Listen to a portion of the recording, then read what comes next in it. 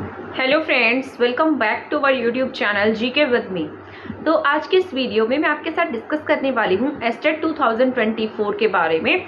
इस वीडियो में मैं आपके साथ कंप्लीट डिस्कस करूंगी कि आप एस्टेट सीडीपी 30 मार्क्स की तैयारी कंप्लीट कैसे कर सकते हैं, कौन से ऐसे टॉपिक्स हैं जो हर बार एग्जाम में पूछे जाते हैं और इस बार भी आपके एग्जाम के पॉइंट ऑफ व्यू से इंपॉर्टेंट रह सकते हैं। तो आप लास्ट तक वीडियो में बने रहिएगा, ये जरूर आपके लिए यूजफुल रहेगी। चाहे आप पहली बार एस्टेट का एग्जाम दे रहे हैं या फिर आपने पहले भी एस्टेट का एग्जाम दिया है बट आप 1 मार्क्स से 2 मार्क्स से इस तरीके से रह जाते हैं, तो आपके लिए दोनों के लिए इंपॉर्टेंट रहेगी ये सीडीपी का सिलेबस जो मैं आपको बताने वाली हूँ। ये आपके पीआरटी एग्जाम के लिए, आपके टीजीटी के लिए और आपके पीजीटी तीनों ही लेवल्स के लिए इंपॉर्टेंट रहेगा। ठीक है, तो अगर हम बात करते हैं सीडीपी के सिलेबस की, तो आपके एग्जाम में सीडीपी जो है वो 30 मार्क्स की रहती है। ये आपको पता भी होगा, जिसने पहले एग्जाम दिया है उन्हें ये बहुत अच्छे से पता होगा। 30 मार्क्स की सीडीपी रहती है और एस्टेट की जो सीडीपी है वो बहुत ज़्यादा आसान भी नहीं आती है। आई नो बहुत सारे लोग आपको ऐसे मिलेंगे जो कह देंगे कि एस्टेट तो ऐसे ही पास हो जाता है, बट उसके लिए भी आपको पढ़ना पड़ता है, उसके लिए भी आपको अपने मॉक टेस्ट देने पड़ते हैं, उसके लिए भी आपको अपनी प्रैक्टिस करनी पड़ती है, उसके लिए भी आपकी अपने सब्जेक्ट पर पकड़ होनी बहुत जरूरी है।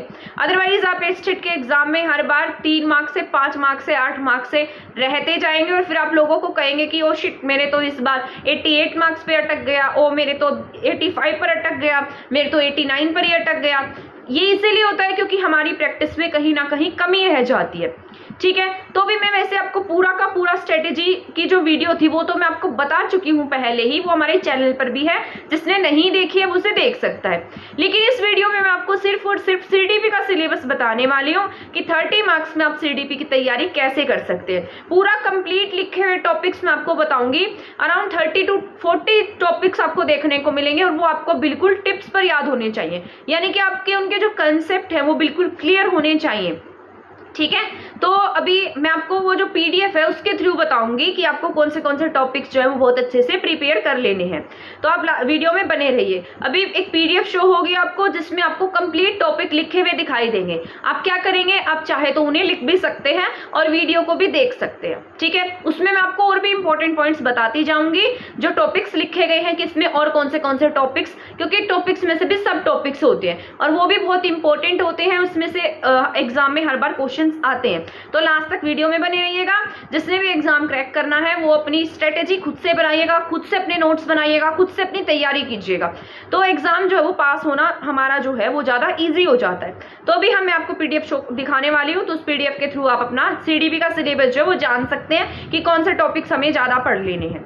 ठीक है, कुछ इंपॉर्टेंट टॉपिक्स लिखे हैं जो चाइल्डहुड डेवलपमेंट पेडागोजी के हैं, जिसमें आपका 30 मार्क्स जो है वो कंप्लीट कवर होगा। विदाउट एनी कोचिंग आप इसको प्रिपेयर कर सकते हैं, खुद से भी आप अपनी इसकी प्रिपरेशन कर सकते हैं, बट इसके साथ साथ आपको जो प्रीवियस ईयर के क्वेश्चंस हैं उनको भी अटेम्प्ट करने की उतनी ही जरूरत है जितनी की आपको थ्योरी पढ़ने की जरूरत है। ठीक है, अगर आप ये थ्योरी पढ़ते हैं ना तो इसके साथ साथ आपको अपने प्रीवियस ईयर प्रैक्टिस क्वेश्चन करने की बहुत ज्यादा जरूरत रहने वाली है। अगर आप सिर्फ थ्योरी पढ़ लेते हैं, प्रैक्टिस क्वेश्चन नहीं करते हैं, तो आपकी जो तैयारी है ना उसको कंप्लीट नहीं मानेंगे। ठीक है, तो आपके क्वेश्चन रॉन्ग होने के चांसेस ज्यादा हो जाएंगे। तो यहाँ पर अगर हम बात करते हैं मोस्ट इंपॉर्टेंट टॉपिक्स की जो आपके प्रीवियस ईयर पर बेस है, तो इसमें पहला टॉपिक सबसे फेवरेट टॉपिक रहता है जो सीटेट का भी होता है, एचटेट का भी होता है, जो सीडीपी में हम हमेशा से पढ़ते आए हैं। सबसे पहला टॉपिक है ग्रोथ एंड डेवलपमेंट का। ठीक है, क्योंकि बच्चे की ग्रोथ डेवलपमेंट क्या है इन सब के बारे में हमें पता होना चाहिए। तो ग्रोथ क्या है, डेवलपमेंट क्या है, ग्रोथ और डेवलपमेंट एक दूसरे से कैसे अलग अलग है, क्या क्वालिटेटिव चेंज होते हैं बच्चे में, क्या क्वांटिटेटिव चेंज होते हैं, क्या बच्चा जो है उसकी ग्रोथ जो है वूम से हो जाती है या बाद में होती है, डेवलपमेंट कैसा प्रोसेस है, कहाँ तक चलता है, ये सारा का सारा आपको आना चाहिए। हेरिडिटी का क्या और एनवायरनमेंट का डेवलपमेंट पे क्या प्रभाव पड़ता है, इन सब के बारे में आपको पता होना चाहिए। तो एक टॉपिक आप करेंगे वृद्धि एंड विकास। आप किसी भी यूट्यूब चैनल पर सर्च करके देखेंगे, यूट्यूब पर सर्च करके देखेंगे तो आपको ये टॉपिक जो है पूरा कंप्लीट ही देखने को मिल जाएगा। ठीक है, तो आप इस तरीके से ग्रोथ एंड डेवलपमेंट का टॉपिक प्रिपेयर कर सकते हैं। इसके बाद अगर मैं सेकंड बात करती हूँ सोशलाइजेशन यानी कि सामाजिकरण की। सामाजिकरण भी उसी तरीके से जैसे आपका ग्रोथ एंड डेवलपमेंट का टॉपिक रहता है वैसे आपका सामाजिकरण का टॉपिक रहता है। इसमें आपसे ज्यादातर तो ये क्वेश्चन पूछे जाते हैं कि इसके एजेंट्स कौन से हैं, इसमें से प्राइमरी एजेंट कौन सा है सोशलाइजेशन का, सेकेंडरी एजेंट कौन से होते हैं, क्या फैमिली प्राइमरी में आती है, टीचर्स किस में आते हैं, या मास मीडिया किस में आता है, कम्युनिकेशन किस में आता है। ठीक है, तो ये सारे के सारे जो भी पॉइंट्स हैं वो आपसे समाजीकरण में पूछे जाएंगे, ठीक है। या बच्चा जो है वो जन्म से ही सामाजिक हो जाता है या बाद में सामाजिक होता है। तो ये सारे पॉइंट्स जो हैं आप जब भी ये टॉपिक कंप्लीट कवर करेंगे तो आपको इसकी पूरी डिटेल देखने को मिलेगी। और ये मैंने अपने चैनल पर सारे टॉपिक्स करा रखे हैं, प्लेलिस्ट भी है, अगर किसी का मन करे तो वो देख सकता है। इसके बाद मोटिवेशन का 3rd चैप्टर है अभिप्रेरणा। मेरा बहुत मन करता है, सच बता रही हूँ आपको पढ़ाने का मेरा बहुत मन करता है, क्योंकि जब मैं पढ़ाती थी ना तो ये भी मेरी लाइफ का एक हिस्सा था। जिस दिन भी मैं वीडियो नहीं बनाती थी मुझे ऐसा लगता था कि आज कुछ ना कुछ कमी रह गई है। अब वो कमी जो है मेरी लाइफ में डेली बढ़ती जा रही है, क्योंकि पता नहीं क्या है ऐसा, मतलब जहां मैं रहती हूँ वहां मुझसे वीडियो बनती ही नहीं है। मैंने कोशिश भी की है बट वहां पर मेरी ऐसी आवाज ही नहीं निकलती।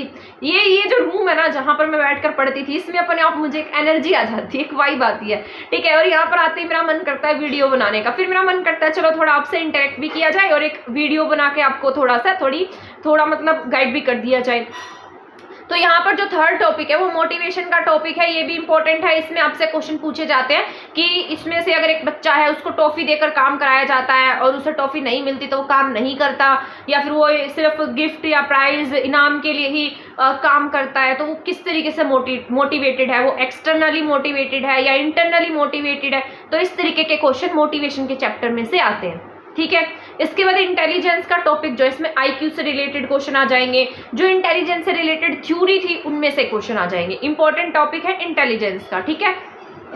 और इसकी जितनी भी थ्योरीज है ना इंटेलिजेंस की वो भी जरूरी है, तो वो भी आप पढ़कर जाइएगा। इसके बाद IQ का कंसेप्ट आपसे पूछ लिया जाता है, ये भी इंपॉर्टेंट है, ये सारा मैंने कराया हुआ है, ठीक है। इसके बाद यहाँ पर लर्निंग जो अधिगम है वो क्या होता है, लर्निंग से रिलेटेड जितनी भी थ्योरीज हैं, जितनी भी थ्योरी लर्निंग की है, लर्निंग कर्व्स हैं, या थार्डनाई की जो थ्योरी रही थी, स्किनर की थ्योरी थी, पैलव की थ्योरी थी, इनसाइट थ्योरी थी, ये सब जो लर्निंग की थ्योरीज हैं इनमें से हर बार क्वेश्चन आता है। इनको अच्छे से करके जाइएगा। किसने किस पे आविष्कार किया था, किसने किस पर आविष्कार तो क्या कह सकते हैं, मतलब एक्सपेरिमेंट किया था, ठीक है, खोज की थी, एक्सपेरिमेंट किया था, इस तरीके के क्वेश्चन आपको एग्जाम में देखने को मिलते हैं। तो लर्निंग थ्योरीज मोस्ट इंपॉर्टेंट है फॉर स्टेट एग्जाम, तो इसको बहुत अच्छे से करके जाना। इसके बाद हेरिडिटी और एनवायरनमेंट का आपस में क्या लिंक है, इसके बारे में जैसे हरमन रोशा यानी कि इसमें कितने कार्ड्स लिए, किसने कितने कार्ड्स पर परीक्षण किया है, कैट में कितने कार्ड लिए गए, टैट में कितने कार्ड लिए गए, सोशियोमेट्रिक थ्योरी जो है इसमें से पिछली बार भी क्वेश्चन आया था और प्रोजेक्टिव टेक्निक में से भी क्वेश्चन आया था, तो इन दोनों को भी अच्छे से पढ़ के जाइएगा।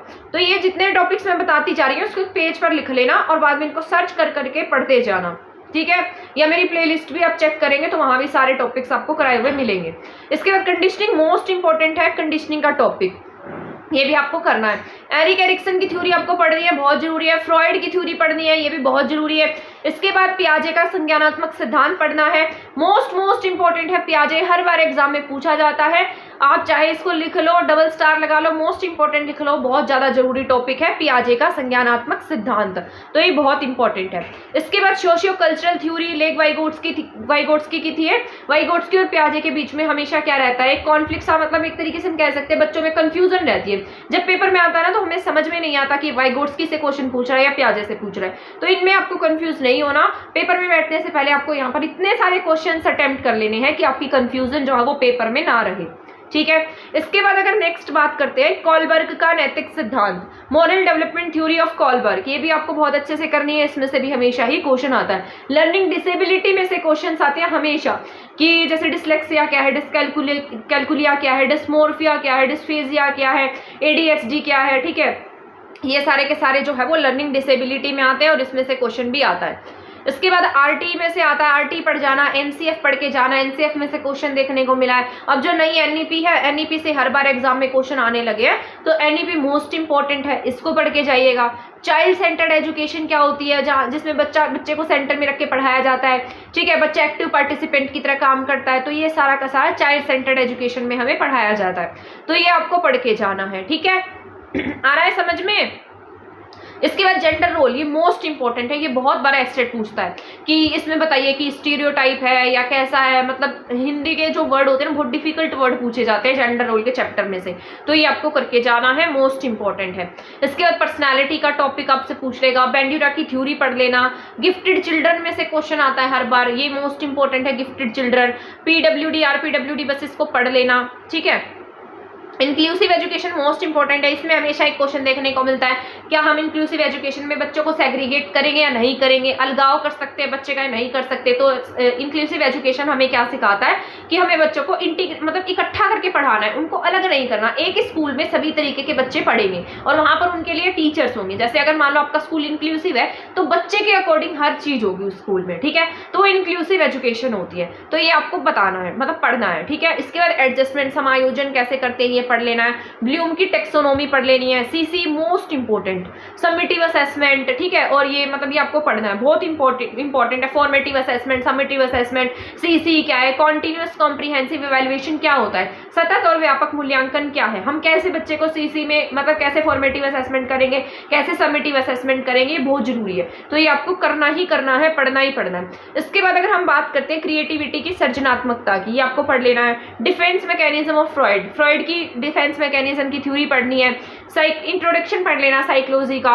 और जितने भी एचटेट के पीवाईक्यू हैं, जितने भी एचटेट मतलब कितने साल के बता सकते हो, 5 ईयर्स के तो कर ही जाना, क्योंकि इंपॉर्टेंट रहते हैं। पीआरटी के भी कर लेना, टीजीटी के भी कर लेना, पीजीटी के भी कर लेना, क्योंकि कई बार ना ये आपस में क्या हो जाते हैं, मिक्सअप हो जाते हैं। कई बार पीजीटी के क्वेश्चन टीजीटी में देखने को मिल जाते हैं, कई बार टीजीटी में जो आए होते हैं वो पीजीटी में देखने को मिल जाते हैं। तो इसलिए पीआरटी, टीजीटी, पीजीटी तीनों के ही आपको पीवाईक्यू सीडीपी के कर लेने हैं, ठीक है।